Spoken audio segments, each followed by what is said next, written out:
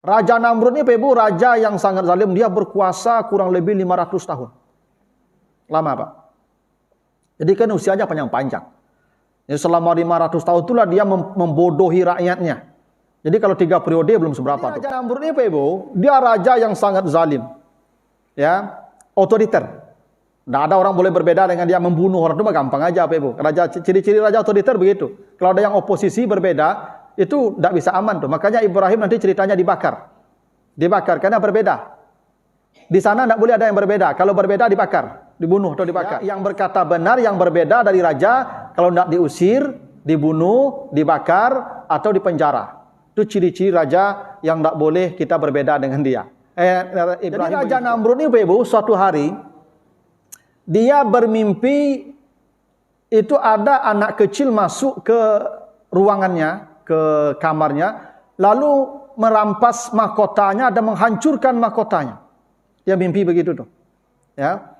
Lalu dia panggil semua ahli takwil mimpi. Apa itu arti mimpi itu? Maka kata ahli takwil mimpi, tahun ini akan lahir seorang anak yang akan menghancurkan mahkotamu, kerajaan. Takwil mimpi begitu. Maka Raja Namrud menyuruh semua anak yang lahir di tahun ini agar dibunuh, tangkap, dibunuh.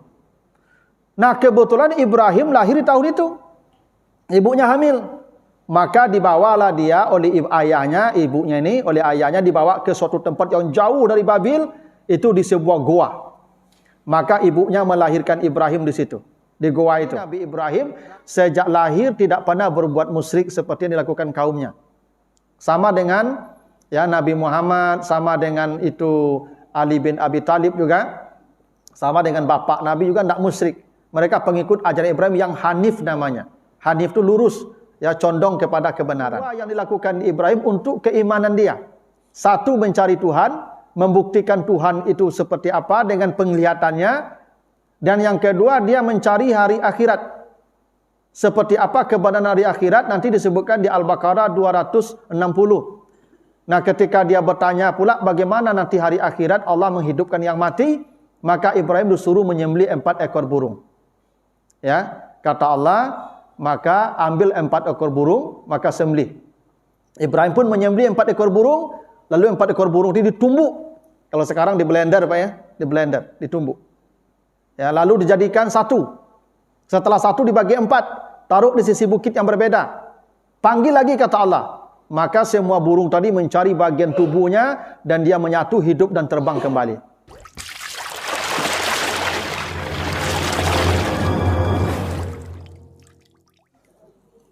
Assalamualaikum warahmatullahi wabarakatuh.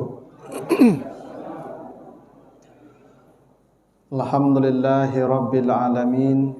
Assalatu wassalamu ala asrafil anbiya'i wal mursalin wa ala alihi wa ashabihi ajmain. Bapak, ibu-ibu, kaum muslimin jamaah salat maghrib yang dimuliakan Allah. Kembali kita bersyukur kepada Allah atas segala karunia-Nya. Salawat dan salam untuk Nabi kita Muhammad sallallahu alaihi wasallam. Bapak Ibu yang saya muliakan, terakhir kita bahas tentang kisah Nabi Saleh. Malam ini kita akan bahas kisah Nabi Ibrahim alaihissalam. Nabi Ibrahim ini Bapak Ibu, Nabi yang paling banyak juga diceritakan dalam Al-Quran selain Nabi Musa. Ya, karena Nabi Ibrahim ini disebut bapaknya para nabi dan musuh dakwanya juga hebat. Ya, Raja Namrud seperti Musa, Firaun. Maka cerita Ibrahim banyak diceritakan Allah dalam Al-Quran untuk menghibur Nabi. Agar Nabi ketika menghadapi kesulitan dalam berdakwah, beliau ingat ya kisah nenek moyang beliau Nabi Ibrahim yang juga tidak kalah sulitnya dakwahnya daripada beliau. Nah, sebelum kita bahas kisah Nabi Ibrahim ini ada beberapa episode dalam Al-Quran. Kita akan lihat beberapa kemuliaan atau keistimewaan Nabi Ibrahim yang Allah sebutkan dalam Al-Quran. Jadi Nabi Ibrahim ini Ibu memang Nabi yang istimewa. Hingga Allah menyebutkan kelebihan-kelebihannya di dalam Al-Quran. Pertama, Nabi Ibrahim itu disebut sebagai manusia yang paling penyayang dan penyantun. Itu disebutkan Allah di surat At-Taubah 114. Kata Allah, inna Ibrahim la'awwahud halim. Sesungguhnya Ibrahim itu manusia yang paling penyantun dan paling peiba. Jadi awah itu artinya yang banyak berta'awuh. Ta'awuh itu onde. Itu namanya ta'awuh. Ya awah. Orang kalau begitu Ibu tanda hatinya mudah tersentuh. Bapak Ibu kalau nampak sesuatu di jalan yang mungkin menyentuh perasaan, maka beliau akan kata, itu namanya orang yang awah. Jadi Ibrahim itu gampang bersimpati dengan derita orang.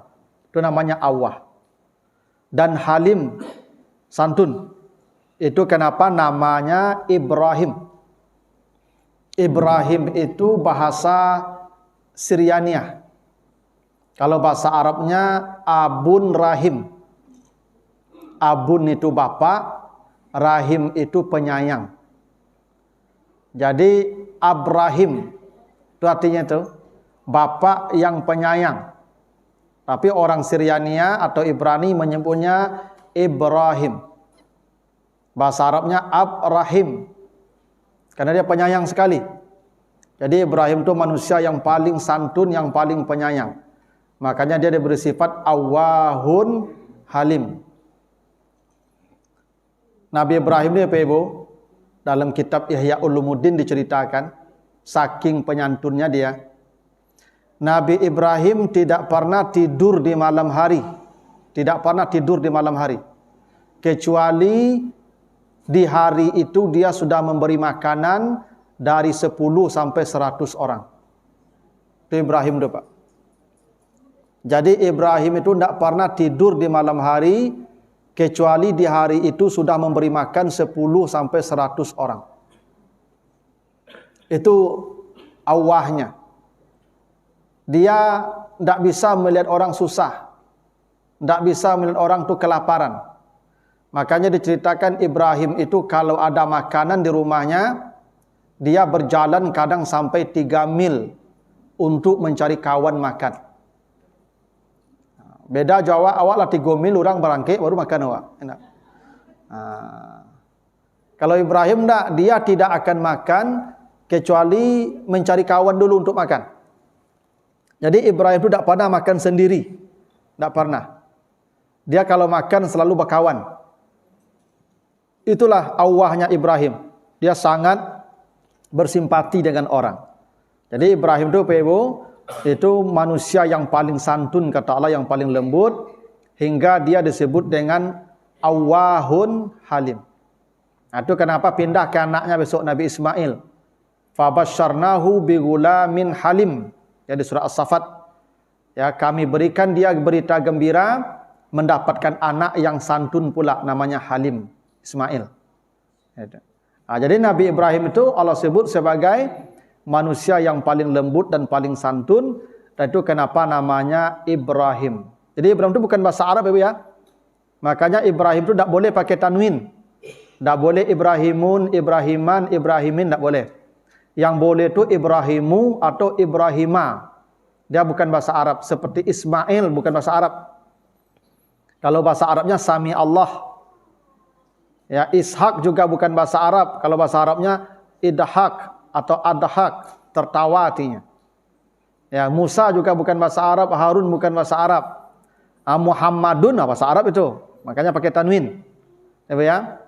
Jadi Ibrahim itu disebut Ibrahim karena dia manusia yang paling penyayang. Abun Rahimun, kira-kira begitu arti bahasa Arabnya. Yang kedua, Ibrahim itu di dalam Al-Quran disebut umat. Coba Bapak baca nanti An-Nahl 120. Kata Allah, inna Ibrahima kana ummatan. Kata Allah, Ibrahim itu adalah satu umat.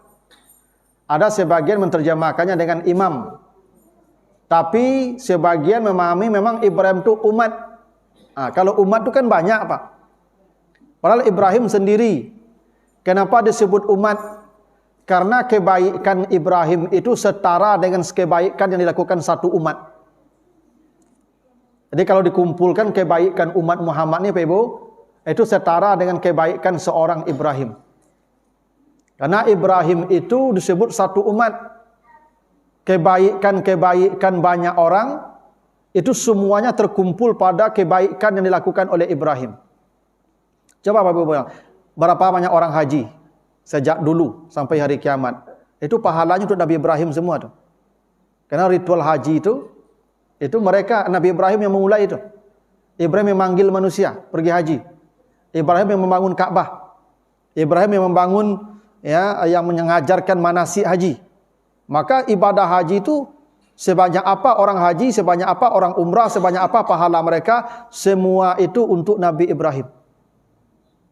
Itu kenapa dia disebut umat. Ibrahim itu kata Allah umat, padahal dia sendiri, tapi disebut umat. Karena begitu banyaknya kebaikan Ibrahim. Itu kenapa Ibrahim itu Pak Ibu, semua agama mengaku bahagian dari Ibrahim. Nasrani mengatakan Ibrahim mereka, Yahudi mengatakan Ibrahim mereka, umat Islam mengatakan Ibrahim mereka.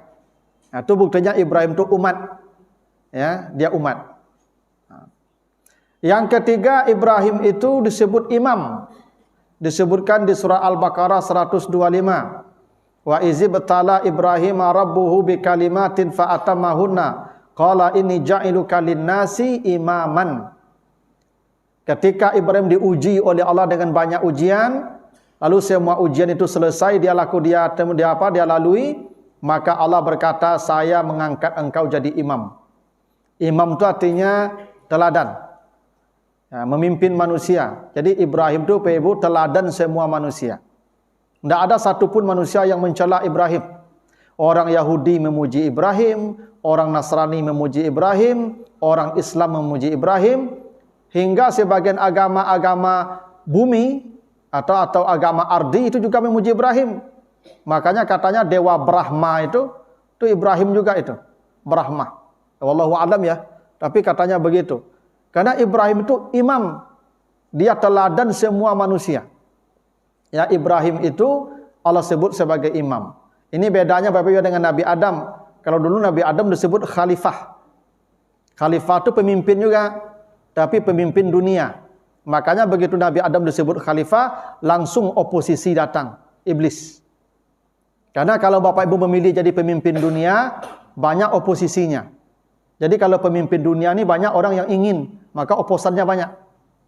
Tapi kalau imam, tidak ada oposisi imam. Imam yang salat memimpin kita, imam salat ini kan imamnya. Tidak ada oposisi. Ruku dia ruku semua, sujud dia sujud semua, tidak begitu. Tidak ada oposisi. Dan tidak boleh protes. Kalau salah imam itu, baca subhanallah.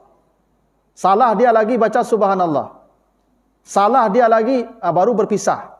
Kalau sudah subhanallah yang ketiga, tidak juga berubah dia, maka mufarakah berpisah. Tidak boleh kudeta. Tidak boleh imam dikudeta Pak. Ya, dia bikin imam tandingan, tidak boleh. Tidak boleh itu.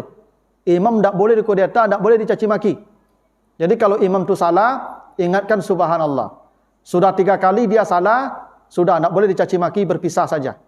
Jadi Bapak Ibu kalau 3 kali subhanallah tidak berubah imam kalau yalah pakak imam kalian, tidak boleh itu. Ya. Karena imam tidak boleh dicaci. Tidak boleh oposisi. Tidak boleh kudeta. Maka Ibrahim itu memang begitu, semua agama patuh ke dia. Makanya semua disuruh mengikut fattabi millata Ibrahim Hanifah. Ikutilah apa yang diajarkan Ibrahim, karena Ibrahim itu condong kepada kebaikan. Nah, itu kenapa Ibrahim disebut imam. Jadi pemimpin itu ada 2 Bapak Ibu ya, ada khalifah, itu pemimpin dunia, khalifah fil ardi. Kalau imam itu pemimpin spiritual. Makanya yang paling baik jadi imam, bukan jadi khalifah. Kalau jadi khalifah banyak lawan. Kalau jadi imam tidak ada lawan apa? Orang patuh kawak sadonya. Orang antuk sadonya. Apa kalau jadi imam, apa yang apa baca orang antuk mendengar enak. Kalau Bapak Ibu jadi pemimpin dunia, jadi pejabat, wali kota, bupati mengecek awak, keciang semah, dia cek ini Pak. Jangan lagi nak Pak. Kalau imam tidak bisa begitu Pak. Maka rugilah orang Pak lah jadi imam, tu itu pindah jadi khalifah. Rugi itu. Yang baik jadi khalifah, pindah jadi imam. Itu bagus tuh. Tapi jadi imam, jadi kiai, jadi ustadz, pindah jadi pejabat. Tuh. Keliru tuh Pak. Keliru tuh. Ya keliru tuh Pak. Kalau ada orang sudah jadi imam Pak, ya, kalau jadi buya, ustadz, kiai, atau jadi pejabat, itu rugi tuh Pak. Karena ada oposan tuh, banyak oposisi nanti tuh, ya Pak, banyak caci maki nanti tuh. Coba Pak jadi imam, tidak ada yang mencaci Pak. Ya saya ceramah, saya khutbah Pak, khutbah Jumat, marah-marah pun saya khutbah Pak. Orang antuk, saya tidak ada mengecek surang loh Pak. Ya nak. Kalau pejabat apa? Coba berang-berang Pak, lari surang lah. Kalau khatib berang-berang, ada orang lari Pak. Itu hebatnya jadi imam. Makanya Ibrahim dipilih jadi imam. Kalau Nabi Adam khalifah, Nabi Daud juga khalifah. Ya, nah, jadi Ibrahim itu teladan, ikutan. Semua manusia itu mencontoh Ibrahim. Apapun, makanya ritual haji, salat, itu semuanya mencontoh Ibrahim. Ya, karena Ibrahim itu bapak tauhid. Ya, ajaran monoteis atau tauhid semuanya merujuk ke ajaran Ibrahim. Ada beberapa bagian yang disempurnakan. Nah, kenapa Ibrahim jadi imam? Wa izib tala Ibrahim rabbuhu bikalimat. Ibrahim itu diuji oleh Allah dengan banyak ujian. Ibrahim itu ujiannya terlalu banyak. Ya, mulai dari dia lahir harus dieksekusi tempatnya jauh. Karena Raja Namrud bikin kebijakan semua anak yang lahir tahun itu dibunuh. Lalu dia berhadapan dengan bapaknya, diusir oleh bapaknya. Lalu lama tidak punya anak, kemudian dipisahkan pula oleh Tuhan, oleh Ismail itu. Banyak ujiannya, terlalu banyak. Disembelih anaknya, menyembelih anaknya. Maka ujian-ujian itu semua yang membuat dia layak jadi imam. Jadi kalau imam lewat uji kelayakan. Nabi Adam dulu jadi khalifah, tidak diuji. Dia pergi jabatan khalifah dulu. Baru diajan, setelah diajan baru diuji. Itu bedanya imam dan khalifah Pak. Kan Allah berkata, ini ja'ilum fil ardi khalifah. Saya mau jadikan khalifah. Mau jadikan, udah kasih nama, khalifah. Jadi jabatan itu sudah diberikan sebelum diciptakan. Setelah diciptakan, baru anlama Adam al-asma' kula diajarkan dulu. Setelah diajarkan, diuji dulu. Gitu dah. Kalau imam tak, diuji dulu. Setelah layak, lulus, baru jadi imam. Nah, makanya imam ini beda dengan khalifah Pak. Makanya syarat jadi imam itu lengkap. Yang paling baik bacaannya, yang paling banyak hafalannya, yang paling dalam ilmunya, yang paling dulu hijrahnya, yang paling dulu Islamnya, yang paling baik akhlaknya. Tuh, paling sempurna lah Pak. Itu makanya jadi imam itu. Ya. Nah, Ibrahim oleh Allah disebut imam sampai hari kiamat. Nah, berikutnya disebutkan di surah An-Nisa ya, 125. Ya, kalau tadi surah Al-Baqarah 124. Ibrahim itu ya, kata Allah wattakhazallahu Ibrahim khalila. Allah sebut begitu ya. Di surah An-Nisa ayat 125, Ibrahim itu dijadikan Allah sebagai apa nama itu? Sahabat karib Allah. Khalil itu Bapak Ibu kalau tangan begini itu namanya khalil. Kalau begini namanya karib atau sahabat nih. Tapi kalau sudah begini itu namanya khalil. Ya, saling menempel, saling memasuki. Ya, itu akrab. Jadi hubungan yang paling akrab itu begini, khalil. Kalau begini namanya dekat baru, dekat. Ibrahim itu tidak disebut sahabat Allah, tapi disebut khalilullah. Allah yang sebut begitu. Ya, teman dekat Allah. Nah, hanya dua manusia yang khalil itu Pak Ibu. Satu Nabi Muhammad, dua Nabi Ibrahim. Kenapa Nabi Ibrahim itu disebut kekasih Allah? Karena dia diuji dengan apa kekasih-kekasih yang dia harus memilih mana yang lebih dia kasih, Allah kah atau makhluk. Dia harus berpisah dengan bapaknya, berpisah dengan kampung halamannya, berpisah dengan anak yang disayanginya. Semuanya dia lewati. Dia lebih memilih Allah. Makanya Nabi Ibrahim disebut Khalil, yang sangat dekat dengan Allah. Karena ujiannya berat. Yang terakhir Nabi Ibrahim disebutkan di surat Al-Anbiya 51, kelebihannya walaqad ataina Ibrahim rusdah min qablu. Nabi Ibrahim itu diberikan Allah hidayah sejak masa kanak-kanak. Jadi Nabi Ibrahim itu sudah mendapatkan hidayah sejak masa kanak-kanaknya. Ya, telah mendapatkan petunjuk. Kenabiannya itu diperoleh sejak masa dia ya sebelum dewasa. Kenapa begitu? Itu kenapa nanti kita baca nanti di surat Al-An'am ya, mulai ayat 74 sampai 79, di mana Ibrahim itu melakukan pengamatan untuk mencari siapa itu Tuhan. Ya, dia mengamati benda-benda langit, ya bintang, bulan, matahari, hingga akhirnya dia menemukan siapa itu Tuhan. Bagaimana dia bisa disebut orang yang mendapatkan rusdah sebelum dia kanak-kanak? Jadi cerita Nabi Ibrahim ini, Ibu, ya, dia Nabi Ibrahim ini putra Azar. Ini nama lengkapnya saya sebutkan.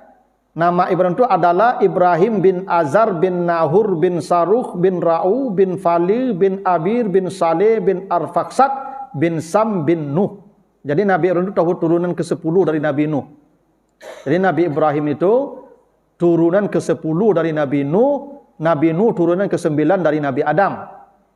Maka dari Nabi Adam ke Nabi Ibrahim ada 20 atau 19 turunan. Kalau masing-masing punya usia 500 tahun, berarti jarak dari Nabi Adam ke Nabi Nuh itu, Ibu, ini kalau 500 tahun saja ya, itu hampir 10.000 tahun. Kurang lebih ya. Nah, lama juga jaraknya itu. Ya, tapi umurnya kan lebih 500 tahun. Karena Nabi Nuh saja 1000 tahun lebih. Ya, Nabi Adam juga 1000 tahun. Ya, jadi Nabi Ibrahim ini turunan ke-10 dari Nabi Nuh. Nah, berarti dia tahu turunan yang ke-19 dari Nabi Adam. Dia diutus Allah ke Babilonia. Jadi Babilonia itu masih turunan dihuni oleh bangsa Babil. Bangsa Babil itu masih turunan Nabi Nuh dari Sam bin Nuh. Dulu kita cerita anak Nabi Nuh kan 4 orang, ya, 4 orang anak Nabi Nuh itu, ya, yang 3 selamat. Sam, Ham, Yafis. Nah, Sam inilah yang melahirkan bangsa Semit, yang salah satu cabangnya adalah bangsa Babil di Irak, di Babilonia, di Irak, Iran sekarang. Nah, Raja Namrud ini, Pak Ibu, disebut raja yang paling luas wilayah kekuasaannya di masa itu. Jadi raja yang paling luas dalam sejarah peradaban manusia wilayahnya itu Raja Namrud. Ada menyebutnya Namrud dengan Zal atau ada yang dengan Dal, Namrud atau Namruz, sama. Raja Namrud ini, Pak Ibu, raja yang sangat zalim. Dia berkuasa kurang lebih 500 tahun. Lama, Pak. Jadi kan usianya panjang-panjang. Jadi selama 500 tahun itulah dia membodohi rakyatnya. Jadi kalau 3 periode belum seberapa tuh, Pak. Itu Namrud saja 500 tahun, Pak. Lama, Pak. 3 periode sabar aja lah, enggak apa-apa, Pak. Ya, Namrud itu 500 tahun. Lama lagi itu. Ya. Kecuali ya begitulah Bapak Ibu ya, kekuasaan tuh lama. Raja Namrud lama tuh 500 tahun. Jadi Raja Namrud ini, Pak Ibu, dia raja yang sangat zalim. Ya, otoriter. Tidak ada orang boleh berbeda dengan dia, membunuh orang itu mah gampang aja, Pak Ibu. Ciri-ciri raja otoriter begitu. Kalau ada yang oposisi berbeda, itu tidak bisa aman tuh. Makanya Ibrahim nanti ceritanya dibakar. Dibakar karena berbeda. Di sana tidak boleh ada yang berbeda. Kalau berbeda dibakar, dibunuh atau dibakar. Jadi memang begitu ciri-ciri raja otoriter. Nabi Musa kan juga begitu. Ya, ketika Nabi Musa berdakwah, pilihannya di penjara. Kalau tidak berhenti juga kau di penjara. Jadi ciri-ciri raja otoriter itu begitu. Ya, yang berkata benar, yang berbeda dari raja, kalau tidak diusir, dibunuh, dibakar atau di penjara. Itu ciri-ciri raja yang tidak boleh kita berbeda dengan dia. Ibrahim begitu tuh.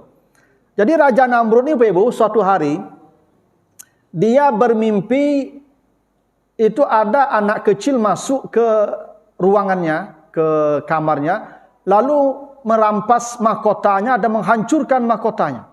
Dia mimpi begitu tuh. Ya. Lalu dia panggil semua ahli takwil mimpi. Apa itu arti mimpi itu? Maka kata ahli takwil mimpi, tahun ini akan lahir seorang anak yang akan menghancurkan mahkotamu, kerajaanmu. Itu kata takwil mimpi begitu. Maka Raja Namrud menyuruh semua anak yang lahir di tahun ini agar dibunuh, tangkap, dibunuh. Nah, kebetulan Ibrahim lahir di tahun itu. Ibunya hamil. Maka dibawalah dia oleh ayahnya, ibunya ini, oleh ayahnya dibawa ke suatu tempat yang jauh dari Babil, itu di sebuah goa. Maka ibunya melahirkan Ibrahim di situ, di goa itu. Nah, sampai besar tak dibawa ke kampung tu. Tak dibawa ke Babil, di sana saja. Nah disitulah itu Ibrahim melihat bapaknya membuat patung-patung. Ya, Ibrahim melihat bapaknya melihat patung-patung. Nah disitulah dia bertanya kepada bapaknya, ini apa? Kata bapaknya, ini Tuhan. Kok dibuat? Jadi dari kecil Ibrahim itu sudah kritis, sudah cerdas. Ya, nah ini diceritakan Allah di surat Al-An'am ayat 74 sampai 79. Kata Allah, wa iz qala Ibrahim li abi Azar. Disebutkan ya, ketika Ibrahim berkata kepada bapaknya Azar. Nama bapaknya Azar. Atatakhizu asnaman alihatan? Ayah, kenapa engkau membuat patung untuk disembah? Jadi Tuhan. Jadi Tuhannya dibuat. Jadi Azar itu tukang patung, tukang pahat kayu. Ya, dibikinlah patung-patung dan itu jadi sembahan, jadi Tuhan oleh bangsa Babil ketika itu ya. Maka kata Allah, kazalika nuri Ibrahim malakutas samawati wal ard. Begitulah kami perlihatkan kepada Ibrahim kekuasaan langit dan bumi. Lalu dia keluar, ini melihat bagaimana nih bapak saya kok bisa begini. Maka dia keluar, kenapa bapak saya kok bikin patung katanya untuk jadi Tuhan. Maka dia pun mencari Tuhan. Falamma janna alaihil lail, ketika dia melihat malam datang, gelap, maka ra'a kaukaban, dia melihat bintang. Ada bintang di langit. Maka kata Ibrahim, haza rabbi. Oh, inilah yang Tuhan. Bukan dibikin bapak saya yang Tuhan. Ini yang Tuhan nih. Karena tinggi, bercahaya. Jadi Ibrahim itu mengamati, mencari Tuhan dulu. Oh, ini Tuhan nih, bintang. Falamma afala, tiba-tiba bintang ini hilang. Maka kata Ibrahim, la uhibbu al-afin. Oh, ini bukan Tuhan nih. Kalau Tuhan pasti tidak hilang. Nah, itu kata Ibrahim begitu. Ini bukan Tuhan nih. Kalau Tuhan pasti tidak bakal hilang. Kalau hilang bukan Tuhan. Falamma ra'al qamara bazigan. Besok malam dia perhatikan lagi, nampak bulan besar. Nih, keluar bulan. Kata Ibrahim, haza rabbi. Oh, ini yang Tuhan nih. Haza akbar, ini lebih besar. Ya, ini pasti Tuhan nih. Karena ini lebih besar dari yang kemarin, lebih terang cahayanya. Tapi kemudian itu bulan juga hilang. Falamma afala qala la illam yahdini rabbi la akunanna minal qawmid dhalin. Hilang pun bulan, dia berkata, oh ini bukan Tuhan. Kalau Tuhan tidak mungkin hilang. Udah, tidak ketemu Tuhan. Besok kata Allah, falamma ra'a syamsa bazighatan. Besok dia lihat pula matahari terbit. Oh ini terang lagi cahayanya nih. Kata Ibrahim, haza rabbi. Ini Tuhan ni, haza akbar. Aku lebih gadang lah dari yang kemarin. Tapi kemudian bintang hilang, matahari pun hilang, maka dia berkata, inni bari'um mimma tusyrikun. Oh, ini bukan Tuhan. Ini bukan Tuhan. Maka Ibrahim berkata, inni wajjahtu wajhiya lillazi fataras samawati wal ard hanifan wa ma ana minal musyrikin. Ini yang pertama dibaca Ibrahim. Ya, kemarin jadi doa iftitah ya.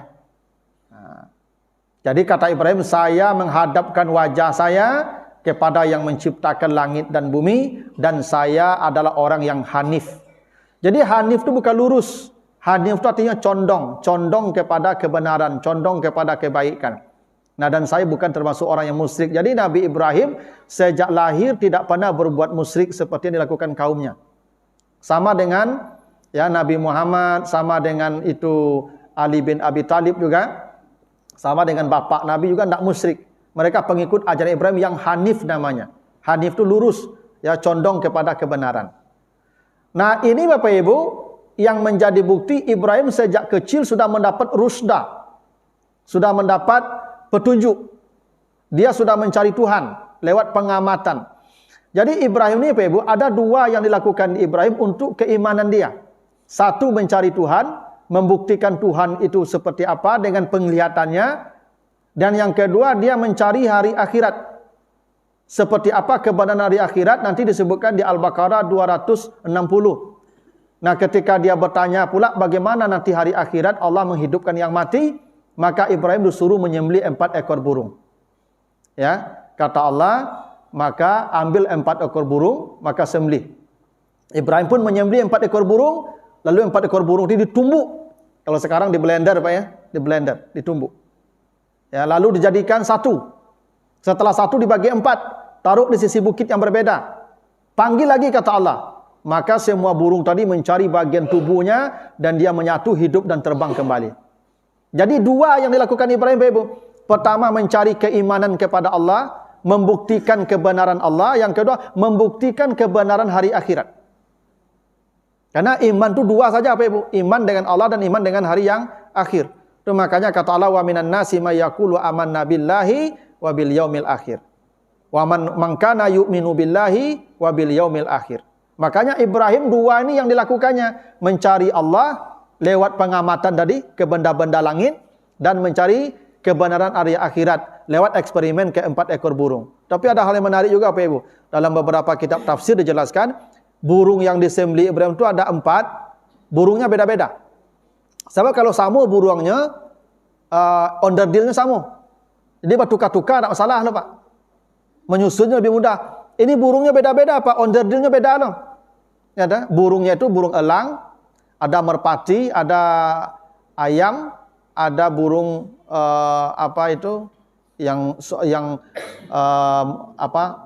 yang bulunya bagus, merah. Ini 4 burung ya, yang disembelih Ibrahim. Tapi itu punya makna, punya filosofi. Kenapa yang disembelih itu elang? Kenapa yang disembelih itu ya burung merpati, burung ayam dan berak? Karena Ibrahim berkata, awalam tu'min, kata Allah, kau tidak percayakah dengan akhirat? Kata Ibrahim, percaya, bala. Walakin liyatma'inna qalbi, tapi saya ingin menemukan ketenangan hati.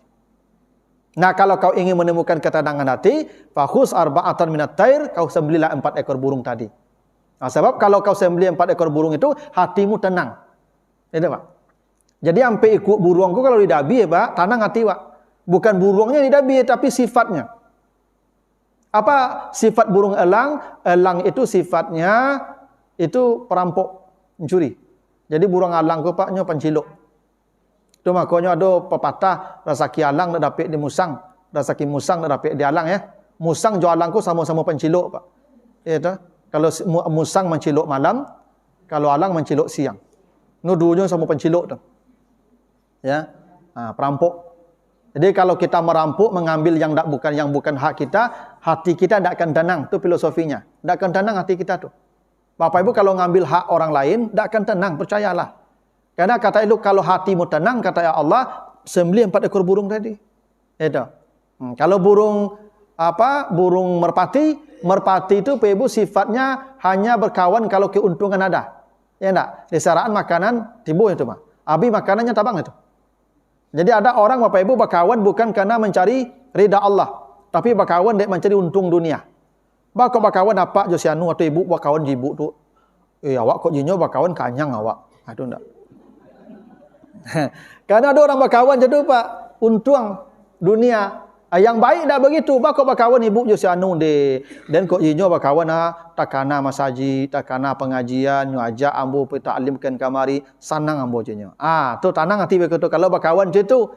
Maka kalau ada berkawan dengan kepentingan, tu dah bilah tu. Tu burung merpati begitu perangainya tu. Berkawan dia ada untung, nak buntung nak kawannya lain. Ya tu, Pak. Nah, kalau burung merah ku ria. Nyo asa nampak orang Bapak Ibu, nyo kambang sayuk nyo rancak, kagum orang kayaknya. Bapak Ibu kalau beribadah untuk dipuji orang, untuk dikagumi orang, nak akan tenang hati dah. Sebab Bapak kalau nak dikagumi orang, barang awak kecewa awak. Ya tu, la ciko dan babuik di masaji kuah, ndak yo barago dan ya kan. Tu Bapak Ibu tu. Bapak kalau ria nak akan tenang. Ayam kau dabi karena sifat ayam kau Bapak Ibu, ayam jantan kau Bapak Ibu, masyaallah perangainya, Pak. Ayam jantan kau Pak, perangainya asa nampak nang gadi Pak nang batino nyo gerese tu. Gerese. Nyo gerese Pak. Gerese. Ya kan? Sudah tu lari nang batino tu, lari nak nyo lala Pak. Nyo buru nang batino kau mah. Lah pagi-pagi lari nang batino Pak nyo kaja tadi. Dape Pak nyo perkosa. Iya Pak. Cela kita Pak. Dapat nang batino ko nyo perkosa langsung Pak. Lah sudah nyo perkosa Pak, dak minta maaf, dak bertobat lah Pak. Bakukuk nyo. Ya Pak. Ya ndak. Ini perangai buruk Pak. Perangai buruk ke apa? Ala karajo salah bangga loh. Ya Pak, dak bertobat dak minta ampun lah. Salah karajo Pak bakukuk. Bakukuk tu kan bangga nama tu Pak. Ada orang macam tu Pak, lah jadi kerajo salah Pak, bangga lo Pak. Ya, tertangkuk ambil video mesum misalnya dan tertangkuk iko dah lo di TV tu Pak. Wawancara lo tu mah. Diundang lo talk show kan kamari tu, dak do malu seketika Allah aja. Ya Pak. Tertangkuk korupsi Pak, lah diagi baju rompi oren tu Pak. Ini dah santai wawancara TV Pak. Itulah manusia nak punya malu tu sama jo ayam nama tu. Ya, orang nak punya malu. Itu. Tak ada ketenangan hati itu. Itu filosofinya kenapa 4 ekor ayam itu. Nah, jadi itu Bapak Ibu ya. Ibrahim, kenapa itu disebut Ibrahim? Jadi ini pembuka cerita Ibrahim, ya, dia mencari Tuhan dan mencari kebenaran tentang akhirat. Nah, itulah kenapa tadi Ibrahim disebutkan Allah diberikan rusdah min qablu, mendapatkan hidayah jauh sebelum dia diutus jadi nabi. Jadi pengukuhan dia sebagai nabi itu dia sudah mendapatkan hidayah sebelum itu. Kalau Nabi Muhammad enggak diangkat jadi nabi langsung dapat hidayah.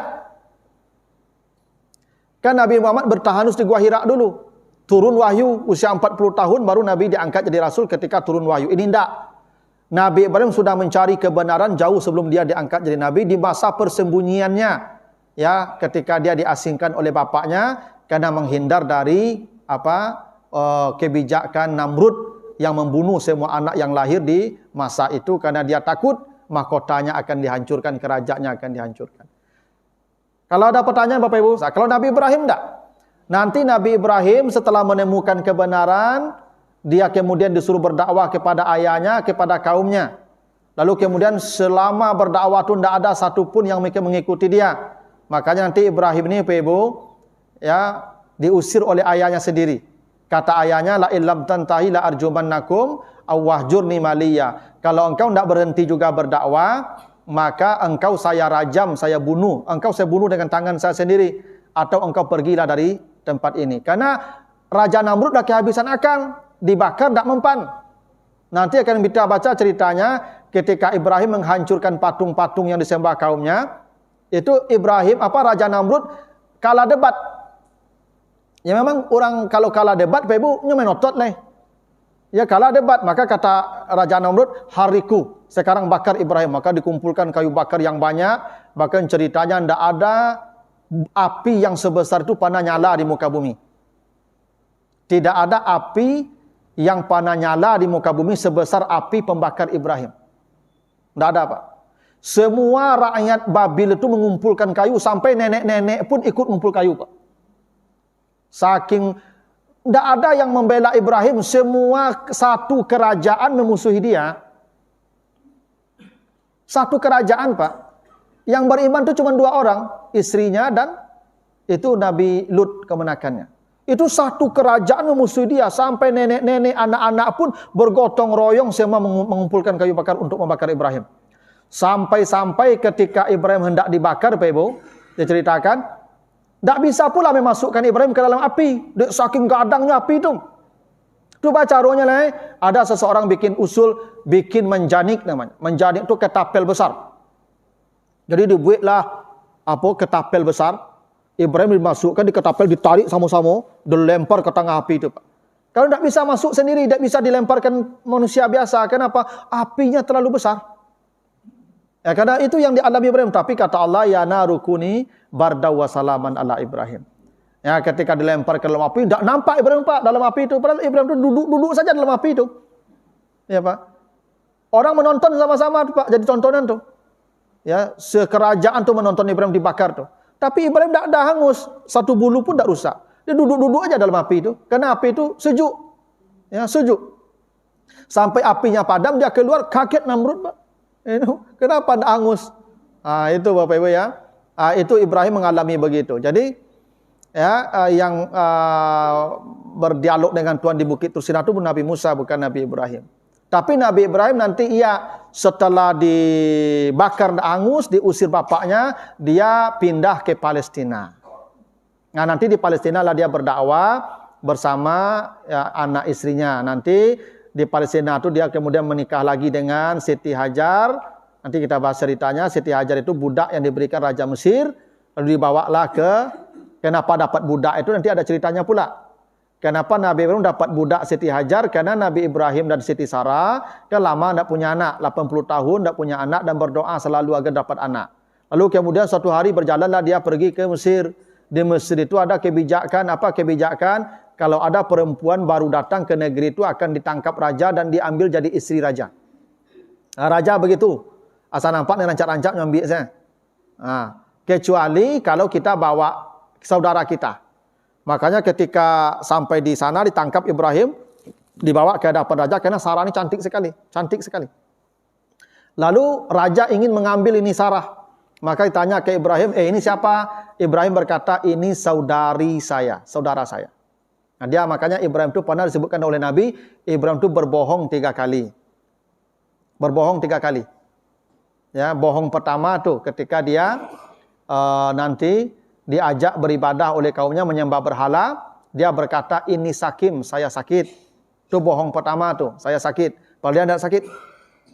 Padahal walaupun sakit di sana, dalam bahasa Arab itu ada namanya tauriyah. Tauriyah itu maksudnya menyebutkan kata yang maknanya makna dekat, tapi yang dimaksud makna jauh. Misalnya begini, prof. Orang paham prof itu profesor kan? Tapi yang dimaksud oleh pembicara bukan profesor, provokator. Itu namanya tauriyah. Jadi yang dimaksud ini, orang paham maknanya ini, tapi yang dimaksud oleh pembicara itu. Jadi saya sakit itu maksudnya bukan sakit yang dipahami orang banyak. Dia sakit hati melihat kaumnya menyembah berhala. Itu maksudnya. Tak bohong dia itu.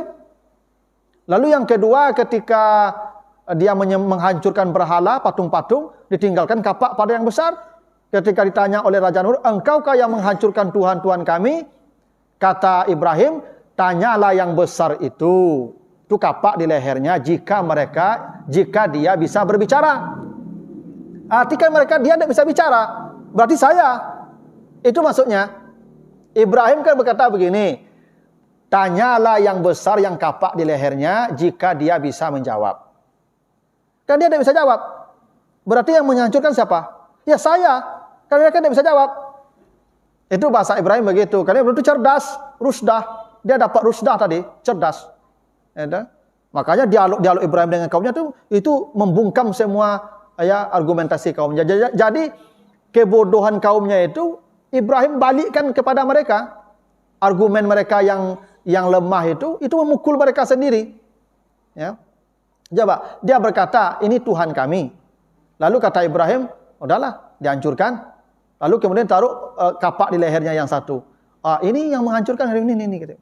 Kata dia, bagaimana ini? Dia bicara aja tidak bisa, kata Namrud dan kaumnya. Kan? Dan bicara anda tidak bisa, kenapa juga kalian sembah? Nah, yang terakhir Ibrahim berbohong karena menyelamatkan istrinya. Dia berkata, saudara saya. Kan memang saudara. Kita kan bersaudara semua. Sama anak turun Nabi Adam. Ya, tidak bohong dia itu. Makanya nanti ada sebuah riwayat Ibu, Nabi Ibrahim itu nanti di akhirat dia malu berdoa kepada Allah. Jadi kan begini, nanti kita di padang mahsyar itu ramai-ramai cari nabi-nabi. Karena udah lama berdiri, udah 50.000 tahun berdiri di padang mahsyar itu, tidak ada kejelasan, maka kita sepakat mencari nabi-nabi. Cari sejak Nabi Adam dicari itu. Adam dicari sama-sama. Nanti cari Nabi Adam, Pak. Bayangkan Pak, tidak pernah bersobok Nabi Adam loh Pak. Kau cari Nabi Adam, Pak. Barulah kau pandang sama-sama, Pak. Kau lihat dulu foto Nabi Adam, tidak ada, Pak. Kau tidak ada, Pak. Foto tidak ada. Nunjuk Nabi Adam pun tidak bersarawa di situ, tidak baju di situ, Pak. Bah mencari Pak Nabi Adam, tidak ada nomor HP-nya, ya kan? WA pulai, maka dicari itu, Pak. Maki-maki lah, sari Adam, gitu. Adam kan banyak lah, Pak. Ada lah mangkit tangan bagi itu mah. Oh iyo cuma manganya. Adam iyo, Adam Jordan ndak waang loh. Ya, Pak. Cari sama-sama tu Pak. Ya ta? Dicari sama-sama tu. Ketemu Nabi Adam, Adam meminta lah engkau pada Tuhan, engkau nenek moyang kami. Dak taluk kami di padang mahsyar, kalau minta lah ke Tuhan. Dia kata Nabi Adam, malu ambu. Bakok itu, ambu berdosa dulu. Kalian diusir di surga karena saya. Dosa itu dapat diampuni, tidak saya tak tahu nih. Yang lainlah cari. Nabi Adam pun malu meminta kepada Allah karena pernah berdosa. Nabi Nuh juga begitu. Cari pula Nabi Nuh sama-sama. Nuh pun tak mau. Kenapa tidak mau malu saya berdoa? Kenapa? Saya 1000 tahun hidup, anak istri saya pun tidak beriman dengan saya. Malu saya. Tuh malu Bapak Ibu. Nabi Adam kau malu, Nabi Nuh malu. Cari siapa lagi? Cari Nabi Ibrahim. Dicari pula Nabi Ibrahim, ketemu Nabi Ibrahim. Memintalah kita Ibrahim, berdoalah engkau kepada Allah. Supaya hisab lagi. Tak kuat kita di padang mahsyar ni. Kata Ibrahim, malu saya berdoa kepada Allah. Kenapa? Saya pernah berbohong 3 kali. Yang bohong itu apakah diampuni Allah atau tidak. Jadi Ibrahim itu merasa berdosa. Makanya Ibrahim disebut la'awahun munib. Ibrahim itu yang banyak, yang penyantun tapi banyak bertobat. Kenapa Nabi Adam munib banyak bertobat? Dia tidak berdosa kan? Karena dia pernah melakukan kesalahan menurut dia itu salah. Padahal menurut Allah tidak. Berbohong dia 3 kali. Karena bohong itu Ibu sebenarnya boleh. Boleh berbohong. Kalau memang kepentingannya seperti di menyelamatkan akidah kita. Itu boleh berbohong tu Pak.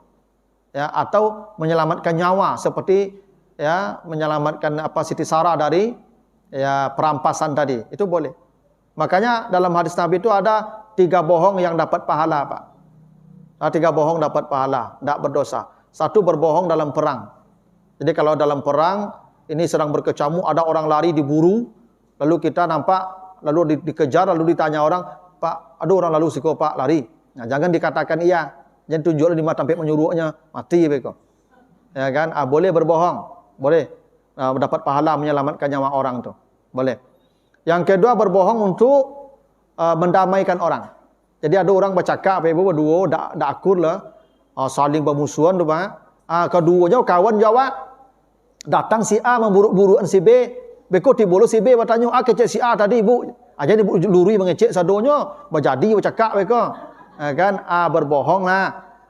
Kecek si Anu, kecek si A tu tadi Ibu elok sebenarnya. Ibu pemurah. Supaya berdamainya. Kan berbohong tu boleh. Boleh berpahala.